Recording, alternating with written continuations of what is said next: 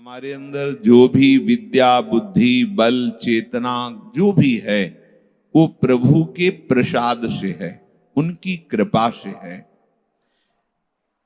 नहीं तो शास्त्रों का रहस्य भगवन नाम में प्रीति है।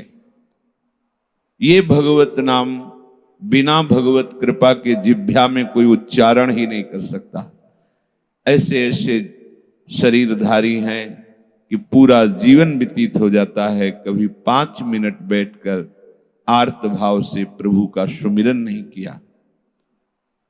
जिनकी जिह्वा पे नाम चल रहा है वो भगवत कृपा से चल रहा है। उपासना में जो भी हमारी प्रगति हो रही, उन्नति हो रही है, वो हमारे आराध्य देव की कृपा से हो रही है, आराध्य देव की शक्ति से हो रही है। ऐसी भावना से अहंकार का नाश करें। अहंकार किंचन मात्र उपासक जिस समय जिस गुण का आरोप करके स्वीकार करेगा वहीं उसी गुण से वो भ्रष्ट हो जाएगा। अब सावधानी की बात प्रभु कहते हैं कि विषयों का चिंतन भी ना होने पावे, क्योंकि ये विषयों का चिंतन ही सर्वनाश का मूल है। ध्यायतु विषयान पुंसः संगास्तेषुपजायते संगात् संजायते कामः कामात् क्रोधोऽभिजायते क्रोधात् भवति सम्मोहा सम्मोहा स्मृति विभ्रमः स्मृति भ्रंशः बुद्धिनाशो बुद्धिनाशात् प्रणश्यति। भगवान बोल रहे हैं जिन्होंने पूरा का पूरा प्रपंच रचा है वो जानते हैं, वही जानते हैं, और वो जिसको जनाते हैं वही जान जाता है, और जो जान जाता है वो भगवत स्वरूप हो जाता है। जानत तुम्हें तुम्हें हो जाए तो जना रहे हैं। ध्यायतु विषयान पुंसः संगास्तेषुपजायते। जब कोई इंद्री का विषय सुख बुद्धि से हम उसका चिंतन करते हैं तो हमारे हृदय में वो आसक्ति पैदा करता है। अभी संयोग नहीं है, केवल चिंतन। ध्यायतो विषयान पुंसात् संगास्तेषुपजायते। संग का तात्पर्य आसक्ति से है। यहां विषयों का चिंतन करने पर उसकी प्रियता प्रकट होती है, उसकी आसक्ति प्रकट होती है। आसक्ति जब प्रकट होती तो उस विषय को पाने की, भोगने की कामना होती है। संगात संजायते कामः। उस विषय में आसक्ति होने के कारण भोगने की प्रबल इच्छा हो जाती है, चाहे वो किसी भी इंद्रिय का विषय हो। अब कामना की यदि पूर्ति होती है तो लोभ प्रकट होता है, और लोभ से भी सम्मोह प्रकट होता है, मूढ़ता। और मूढ़ता भी स्मृति का नाश कर देती है। स्मृति का नाश होते ही बुद्धि में वो सामर्थ्य नहीं रह जाती कि वो विवेक को प्रकाशित कर सके, इसलिए सर्वनाश हो जाता है। और यदि कहीं कामना की पूर्ति में बाधा लग जाए तो कामात् क्रोधोऽभिजायते, फिर क्रोध प्रकट होता है। कल चर्चा हुई थी कि इन 4 से सम्मूढ़ता प्रकट होती है। काम से भी, क्रोध से भी, मोह से भी और लोभ से भी। ये चारों सम्मूढ़ता प्रकट करते हैं। पर मुख्य यहां भगवान ने काम से क्रोध का प्रादुर्भाव और क्रोध से मूढ़ता का है, क्योंकि ये बहुत भयंकर है। यही मूल है। जब हमारी कामना में बाधा पड़ती तो क्रोध आ जाता है। जब क्रोध का हमारे हृदय में राज्य होता है तो मूढ़ता छा जाती है। सम्मोह मूढ़ता को कहते हैं। क्रोधात् भवति सम्मोहा। अब सम्मोहा स्मृति विभ्रमा, जो हमने सत्संग के द्वारा ये निश्चय किया था कि अब लो नशानी अब ना नशई हो, अब तक तो इंद्रियों के विलास में हमने अपना जीवन नष्ट किया, अब तो सिर्फ प्रिया प्रीतम के लिए हमारा जीवन है। प्रिया प्रीतम की स्मृति, प्रिया प्रीतम के लीला गायन श्रवण, प्रिया प्रीतम की श्रीअंग सेवा, प्रिया प्रीतम की रसमयी क्रीड़ा स्थली श्रीधाम वृंदावन, यही हमारा जीवन है। उपासक ये स्मृति भूल जाता है, ऐसी मूढ़ता छाती है कि वो पशुवत आचरण में उतर जाता है। ये कोई ऐसा ना सोचे कि ये किसी साधारण के लिए, ये बड़ी विचित्र माया की गति है। थोड़ी भी मनमानी करोगे तो परमार्थ भ्रष्ट हो जाओगे। बिल्कुल जो मार्ग प्रभु सद्गुरुदेव संत भक्तों ने प्रकाशित किया है, उसी पर चलने पर भगवत तत्व का अनुभव होता है। जरा सी चूक हुई, उपासक चला जाएगा। शास्त्र की एक एक अक्षर शब्द जो आज्ञा रूप में हुए हैं, बिल्कुल उनको मनमाने ढंग से मत लीजिए। जैसा है वैसा ही स्वीकार कीजिए, तो आप कहीं भी नहीं फंसेंगे, निकल जाएंगे। एक काफी समय पहले की बात है, एक उपासक, बहुत अच्छे उपासक थे इसलिए कि वो अपनी चढ़ाई से नीचे उतर गए। परिक्रमा लगाते दंडवती, जो उनकी दंडवती लगाने का चद्दर था, एक कोई विदेशी महिला ने ऐसे रोज जाती कुछ भेंट दे देती, तो जो कुछ सेवा करने लगता है तो थोड़ा आदर बुद्धि होने लगती है, बातचीत करने लगते हैं। यही शास्त्राज्ञा का उल्लंघन हो रहा है। देने वाले के प्रति तनिक भी ममता नहीं होनी चाहिए। जो तुम्हारी जीवन पोषण की वृत्ति को पोषित कर रहा है, वो तुम्हारा आराध्य देव है। किसी भी को निमित्त बनाकर वो कर सकता है।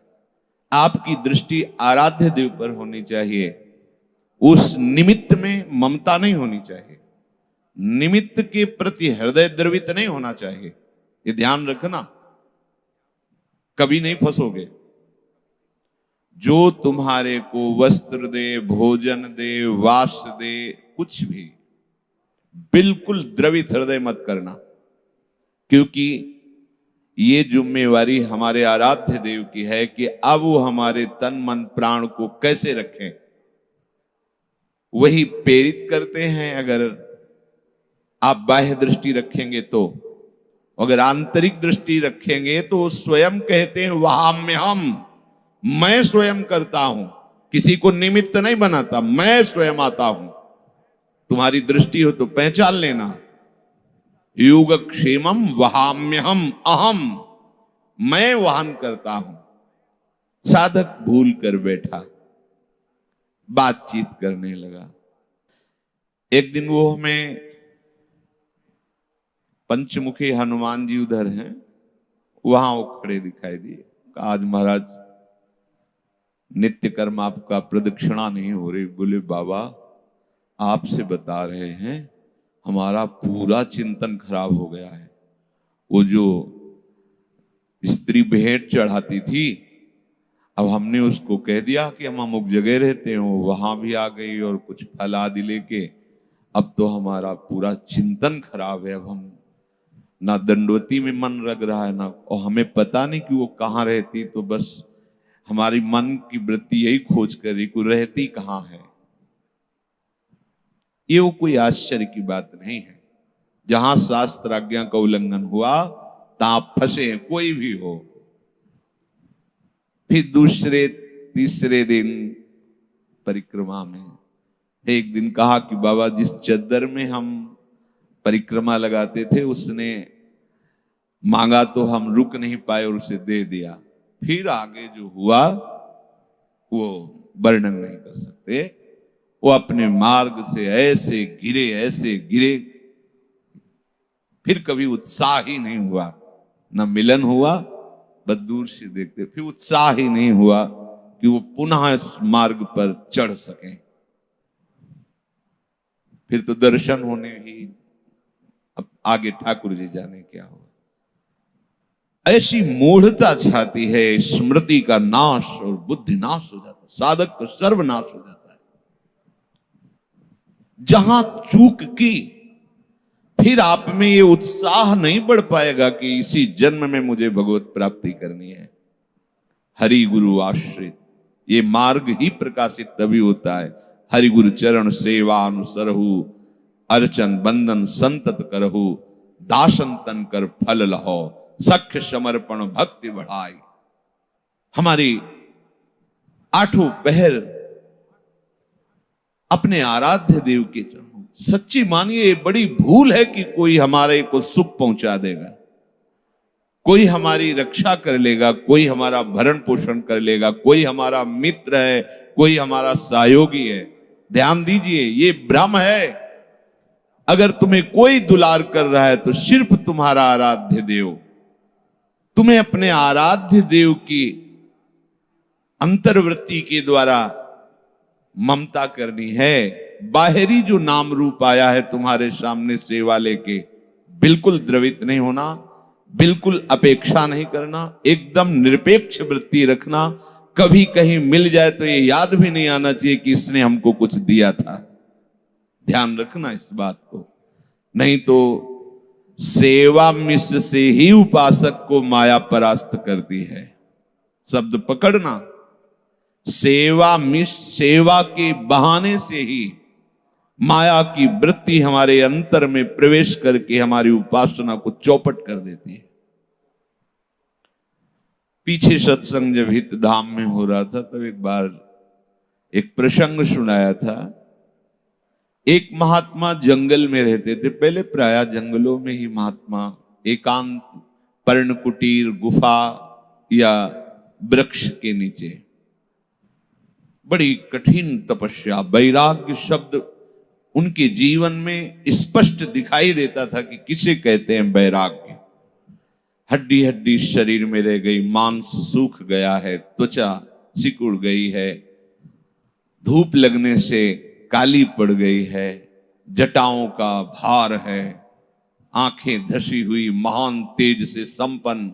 ऐसे कोई पत्ते खाकर, कोई फल कंदमूल आदि खाकर, पर ये महात्मा समस्त इंद्रियों पर विजय प्राप्त करके केवल वृक्ष की सूखी हुई छाल की पपड़ी खाते थे। कभी जीवन में विषय संयोग होने ही नहीं दिया किसी इंद्रिय का। पर चूक हो गई, जो भगवान ने कहा शीत मत परह, जितेंद्रिय होने पर भी मेरे आश्रित रहे, कहीं अहंकार न कर बैठे। तो उनको ऐसा लगा कि मैं काम विजयी हूं, मैंने समस्त इंद्रियों को अपने अधीन कर रखा है। स्वाभाविक हो जाना है। एकांत रहते थे, परस्पर संत समागम होता नहीं था, साधना बड़ी पवित्र और बहुत ही कठोर थी। अहंकार को अवसर मिल गया और जागृत हो गया। अब उनके ठसक रहने लगी कि इस विश्व में मेरे जैसा कोई तपस्वी त्यागी जितेंद्री हो ही नहीं सकता। बस ये शब्द आना जीवन की उस मंगलमयी यात्रा को रोक देना है। समझ लेना, जो अपने परम प्रीतम के मिलने की यात्रा प्रारंभ हुई है, वो इस शब्द ही ये रोक देगा। शब्द ब्रह्म में है। जहां ये शब्द आया कि मैं बड़ा तपस्वी, जितेंद्री, पवित्र आदि आदि, क्योंकि कोई ऐसी तपस्या बिरला ही करता है, नहीं तो फल मूल पर ही जीवन आधारित रहता। पर ये महापुरुष फल मूल भी भक्षण नहीं करते थे, और वृक्ष को कष्ट ना हो इसलिए हरी छाल भी नहीं लेते थे। जो सूखी पपड़ी उसे पा लेते और सरोवर नदी आदि के जल से अपनी क्षुधा निवृत्ति करके निरंतर मंत्र में लगे रहते। जो तपस्या के सिद्धियों की प्राप्ति कराने वाले होते हैं, वो भगवत शरणागत या भगवत प्रेम प्राप्ति वाले नहीं। क्योंकि भगवत शरणागत और प्रेम प्राप्ति वाले मंत्र कभी अहंकार उत्पन्न नहीं होने देंगे। कुछ ऐसे महामहिम तेजोमय मंत्र होते हैं जिनसे जो चाहो प्राप्त हो जाएगा, जैसी आप स्थिति चाहो वैसी स्थिति आ जाए। मंत्रों में बड़ी ताकत है। अहंकार उत्पन्न हुआ, भगवान की त्रिगुणमयी माया जो विश्व मोहिनी है उसने अपना नाटक शुरू किया। जहां जहां महात्मा जिन जिन वृक्ष की सूखी छाल पाते थे उनमें जाके देसी घी का हलवा, अरे जिन्होंने अनंत ब्रह्मांड रच दिया तो 10-5 किलो देसी हलवा कोई बहुत बड़ी चीज होती है क्या? जितने आसपास के वृक्ष थे, जहां जहां जिन वृक्षों से वो सूखी छाल की भिक्षा लेते थे उनमें लगा दिया। अब वो गए, जे ही देखा तो उनका देखो मेरी तपस्या का प्रभाव भयभीत होकर वृक्ष जो है मुझे आहार देने लगे। और जे ही पाया तो जिंदगी में नहीं पाया था। इलायची की सुगंध आ रही थी, देसी घी हलवा चाट चाट की उस वृक्ष से। जब बगल वाले में देखा तो वैसे ही समझ गए कि अब मेरी जो है महिमा प्रकाशित हो रही इस वन में। अब 10-5 दिन जब हलवा पाया तो शरीर की जो त्वचा में झुर्रियां पड़ गई थी, चिकनाहट आ गई, शरीर में मांस रक्त मेजा ये बढ़ने लगा। अब उनके चिंतन में और अहंकार छा गया। अब एक दिन जब वो महात्मा का एक समय होता है, आप निश्चित समझिए, साधक की एक दिनचर्या होती है। जिस समय उठना, जिस समय 1-2-4 मिनट की बात नहीं कहते, मगर एक दिनचर्या। हमने बहुत से संतों को एक दिनचर्या होती है, जिसकी एक दिनचर्या चले समझ लेना है संयमी साधक है। और जिसकी दिनचर्या बिगड़ती रहे तो भले वो साधना पे है लेकिन वो संयमी नहीं, उसके कहीं ना कहीं आचरण में भ्रष्ट अवस्था है। नहीं, ऐसा नहीं हो सकता। एक दिनचर्या, या तो स्वास्थ्य गड़बड़ हो तो बात अलग है। एक दिनचर्या, ये देखा है बड़े बड़े महापुरुषों को देखा। काशी में जब घाटों में रहते थे तो मुमुक्ष भवन में बड़े बड़े वीतराग परमहंस सन्यासियों का निवास स्थान, वहां से एक सन्यासी जी आते थे 3-3:15 के बीच में। 12 महीना वर्षा हो रही तो भी दंड नारायण लिए हुए, मंत्र जाप तर्पण गंगा की, सर्दी गर्मी वर्षा, उसी जगह उसी घाट में, ठीक उसी टाइम। 1-2 मिनट की बात अलग, कितने पूज्य सदगुरुदेव भगवान, ठीक टाइम, पूरी दिनचर्या बिल्कुल करेक्ट टाइम। कहीं ऐसा नहीं कि आज 8 तो कल 8:30, परसों 8:45, ऐसा नहीं। अगर ऐसा हो रहा है तो वहां कोई उत्सव होगा, कोई श्री जी का मंगल लीला विनोद हो रहा होगा, उसका नहीं तो एक दिनचर्या। तो महात्मा की दिनचर्या थी, पक्के हो तो थे, ठीक समय पर वो आहार लेने जाते थे। तो कई दिन बराबर ऐसा आहार लेने के बाद जो आहार को देने वाली थी नवयुवती, सुंदर स्वर्ण के पात्र में वो, और वो जानबूझ के कुछ पेड़ों पे लगा चुकी थी। महात्मा पहुंचे तो नूपुरों और कंकन की धुनी करती हुई ऐसे दूसरे वृक्ष में मानो लेप कर रही और जा रही, और रोए रुक जाओ, तो मानो भयभीत हो गई हो ऐसे लेके डर। अच्छा, तो तुम ये कर रही थी जो वृक्षों में अभी तक लेप लगा रही थी, तुम लगा रही थी? हाँ महर्षि, हम ये। क्यों? मुझ अधम से कुछ आपकी सेवा बन जाए इसलिए। अच्छा, क्योंकि भगवान की मोहिनी माया है।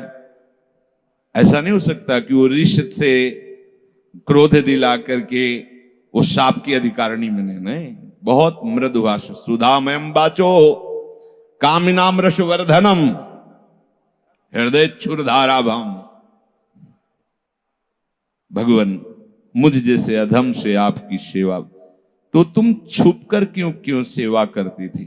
भगवान, मुझे डर लगता है आपसे, कहीं आप किसी भी हमारी चेष्टा से नाराज हो गए तो मैं किसी काम की नहीं रहूंगी, मुझे बहुत डर लगता है आपसे। नहीं नहीं, तुम्हें डरने की जरूरत नहीं, आज से तुम्हें बिल्कुल डरने की जरूरत। इधर आओ, नजदीक लाओ, कटोरा लाओ, पूरा हलवा, तुम ठीक समय पे आ जाया करो और ले आए। वृक्ष में लगाने की जरूरत, अरे ऐसे श्रद्धावानों की भिक्षा पाने से कहीं परमार्थ थोड़ी बिगड़ता है।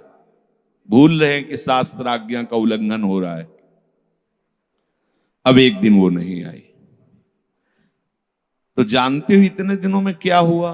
जब से वृक्ष में हलवा लगा था और आज तक कटोरा में पाने तक मंत्र का चिंतन गया। पहले तो अहंकार का वर्धन हो रहा था कि मेरे तप के प्रभाव से वृक्ष ऐसे स्वादिष्ट पदार्थ देने लगे, लेकिन जब से उस युवती के हाथ और उसका ये विधान देखा, तब से मंत्र गया, चिंतन गया। अब वही चिंतन चल रहा है, कब वो समय आवे, पर जाते ठीक समय से थे। ऋषि बहुत समय की उनकी वृत्ति है। आज गए तो न वृक्ष में लगा था और न, पूरा चिंतन व्याकुलता पूर्वक। एक बार तो दिखाई दीजिए। मैंने तो पूछा भी नहीं तुम कहां रहती हो, कहां, कैसे कैसे, विकल, इतने विकल। देखो ये सम्मोढ़ता, क्या करूं। इतने में आवाज नूपुरों की, मानो प्राण आ गए हो। देखा, अच्छा, दौड़ पड़े। पहले तुम बताओ कि आज भिक्षा क्यों नहीं? बोले आज तो किसी तरह आ गई हैं, पर कल से नहीं आ पाएंगे आपकी सेवा में। क्यों? माँ ने ब्याह की बात कर ली है और आज विलंब हुआ इसीलिए कि वो किसी नवीन वर के साथ हमारा ब्याह के, क्योंकि माँ कह रही थी तुम सयानी हो गई हो, तुम्हारा ब्याह, तो अब तो सेवा नहीं हो पाए। मानो जैसे जीवन ही नष्ट हो गया हो। अभी कुछ दिन तक कोई मतलब नहीं था। प्रथम वो स्वाद अहंकार के कारण, द्वितीय उसका चिंतन, तृतीय ऐसी मूढ़ता छा गई कि अब तो हम जी नहीं सकते। अगर इसका ब्याह हो गया, ये कहीं चली गई तो मैं तो मरा। ये देखो, बुद्धिनाशात प्रणश्य, इसे नाश कहते हैं। होगा, रुको रुको, कोई उपाय ऐसा नहीं हो सकता जिससे तुम हमसे कभी दूर जाओ ही ना? उपाय तो हो सकता है, पर मेरी हिम्मत नहीं कि मैं वो उपाय की बात कह दूं। नहीं नहीं, आप बोलिए, आप डरिए, बिल्कुल डरिए मत। ब्रह्मा की भी ताकत नहीं है कि मेरी तपस्या ऐसी एकत्रित है कि मेरी आज्ञा का उल्लंघन कर सके। महाराज मैं जानती हूं, इसीलिए डरती हूं। नहीं, तुम बताओ उपाय। मां की हट है कि वर मिले तो उसी से ब्याह करेगी ना। तो हमें तो कहने में बड़ा संकोच लग रहा है, लेकिन मुझे यदि आपके चरणों की सेवा मिल जाए तो मानो पूरे दैव अनुकूल हो गए हो। हाँ ठीक है, पर महाराज एक बार आपको हमारी मां के पास चलकर प्रणाम करके आपको कहना होगा ये बात। ठीक है। बड़ा आगे का चरित्र। एक एकांत सेवी महात्मा, और धारा बदलती चली गई तो कहां चला गया? बलवान इंद्री ग्रामो विद्वानमपि कर्षति। इसलिए भगवान कहते हैं इसका चिंतन ही न होने पावे। कल की चर्चा में था कि यदि चिंतन हो रहा है और नाम चल रहा है तो तुम चिंता मत करो। समर्थ नाम उस चिंतन का संस्कार नहीं बनने देगा और उस चिंतन को नष्ट कर देगा। अगर नाम नहीं चल रहा तो प्यारे बड़े बड़े जितेंद्रियों को भी धूल चटा दे, ऐसी भगवान की विश्व मोहिनी माया है। इसलिए स्मृति भ्रंशाद बुद्धि नाशो, ऐसी मूढ़ता छा जाती कि भगवत स्मरण ही नहीं होता। शास्त्र की आज्ञा करते हैं, सद विचार से जो हमने निश्चय किया था अपना मार्ग, जो हमने गुरु चरणों का आश्रय लिया था अपने उद्धार के लिए, उसकी ये स्मृति ही नष्ट हो जाती है। स्मृति भ्रंशात बुद्धि नाशो। स्मृति जहां नष्ट हुई कि बुद्धि से विवेक लुप्त हुआ और सर्वनाश हो गया, अब वो उसके अधीन हो जाएगा। कई तरह से आक्रमण होता है माया का। आए थे हरिभजन को बीचे लेनी मारे, एक कंचन एक कामिनी ये लांबी तलवार। हरि राम व्यास जी, जब भगवत मार्ग हमारे हृदय में प्रकाशित होने लगता है तो माया का आकर्षण भी होता है। ऐसा नहीं, जब तक भगवत साक्षात्कार नहीं हो जाता तब तक विपक्ष जोरदार है, वो पीछे लगा रहता है। एक उपासक के जीवन में बहुत अर्थ आना प्रारंभ हो गया। अगर किसी उपासक के जीवन में अर्थ आता है तो वो अनर्थ तभी होता है जब स्वयं भोक्ता और उसका स्वामी बन जाता है, ध्यान रखना। और यदि वो अपने आराध्य देव का दास और जगत को आराध्य देव स्वरूप समझकर उसकी सेवा में लगाता है तो उसे आराध्य देव की और कृपा कटाक्ष मिलती है। पर उस उपासक ने अर्थ का दुरुपयोग करना शुरू किया। स्वर्ण की आभूषण जंजीर पहनना, ऐसा लाल वस्त्र, फिर जो विलासिता बढ़ी उनकी, बाहरी लोग नहीं जानते थे। अब उनके पास जो जन समुदाय और बैक में पीछे ऐसा, उनको पता नहीं था माया कब कौन सा नाटक रचती है। अब परमार्थ के चलने लायक वृत्ति नहीं और स्वार्थ में आग लग गई। अब क्या हुआ? बुद्धिनाशात प्रणश्य, ये है सर्वनाश। ना तो लोक व्यवहार बचा ना तो परमार्थ बचा। इसीलिए एक एक बात पर महात्मा 3 शब्दों पर जोर देते हैं, कभी भी कंचन पर, कामिनी पर और कीर्ति पर दृष्टि न जाए, नहीं तो पुण्य श्लोक प्रभु श्री हरि के चरणों का आश्रय नहीं ले पाओगे, छूट जाएगा। और अगर प्रभु के चरणों में आपने अपनी वृत्ति लगा रही, इह परलोक सकल सुख पावत मेरी सो भैया कृष्ण गुण संच। सच्ची मानी ये बुद्धि जब नष्ट होती है तो हमें अनुभव में ही नहीं आता कि मैं गिरता चला जा रहा हूं, मैं नष्ट होता चला जा रहा हूं। वो राजी होता चला जाता है और मन के साथ राजी होना ये सर्वनाश है उपासक का। इसीलिए प्रभु कह रहे राग द्वेष वियुक्तैस्तु विषयानिन्द्रियैश्चरन् आत्मवश्यैर्विधेयात्मा प्रसादमधिगच्छति। प्रसादे सर्वदुःखानां हानिरस्योपजायते। प्रसन्नचेतसो ह्रासु बुद्धि पर्यवतिष्ठते। अभी प्रभु ने बताया कि विषय चिंतन करने से कितनी बड़ी हानि हो गई। यहां कहीं भी विषय भोग की बात नहीं की भगवान ने, पीछे जो चर्चा की। विषय चिंतन मात्र से सर्वनाश, बुद्धिनाशात सर्वनाश। उपासक विषय चिंतन से बच पाना बहुत कठिन होता है। ये अपने भी अनुभव की बात है। विषय का सेवन नहीं हो रहा, बीच में एक रकील खिंची हुई है। पर नवीन जब इस मार्ग में चला जाता है तो पूर्व संस्कार जन्म जन्मांतरों के ये लगता है कुछ तो है। जैसे परिवार हंसते खेलते बातचीत करते, अब वो तो समाज में तो कहीं ना कहीं दृश्य दिखाए।